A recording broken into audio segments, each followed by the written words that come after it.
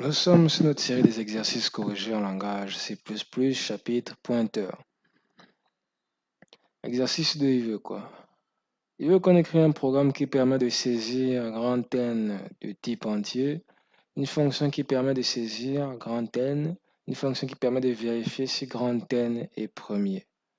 Notez bien, N est utilisé comme pointeur, grand N plutôt. Alors, l'utilisateur va saisir des données dans le programme et le programme va recracher des résultats. Passons à CodeBlocks. Nous sommes sur CodeBlocks là, on va intégrer notre première bibliothèque qui contient les instructions de base. IO stream.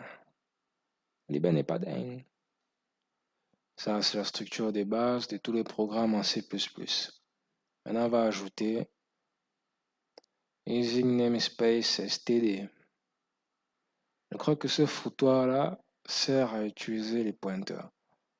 Celui qui permet qu'on utilise les pointeurs dedans. Ça ressemble un peu à C#, bizarrement.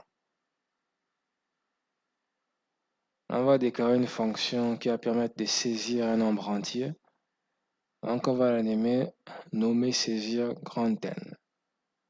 Elle traite avec int, pointeur là, petit n.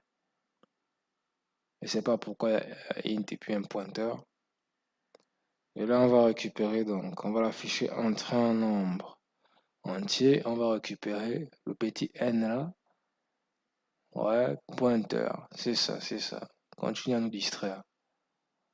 Là, on va faire une fonction qui vérifie si un nombre est premier.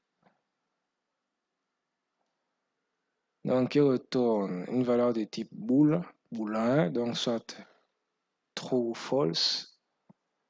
Elle se nomme est premier et traite avec des variables int de type n. Non, en tout cas des variables de type int, pointeur. Alors, on est là.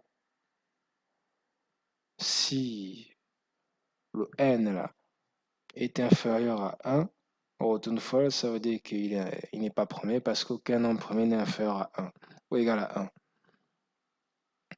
On déclare notre book for comme initialisé à 2. Ensuite, on multiplie i fois i, on vérifie ce que ce n'est pas supérieur à n. Et là, on divise et on regarde s'il n'est pas divisé par les valeurs qui vont défiler là. Si n est divisé par les valeurs qui défilent, alors il n'est pas premier. Parce qu'un nombre premier, c'est un nombre qui est divisible par lui-même et par 1.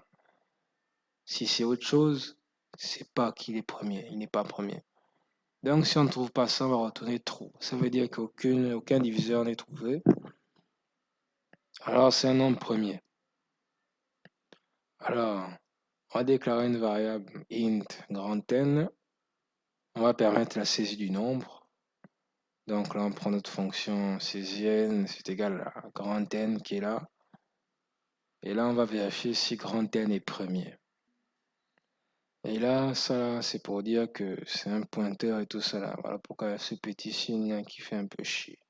Parce qu'on a utilisé un petit étoile là de pointeur. Voilà. Maintenant, on va vérifier.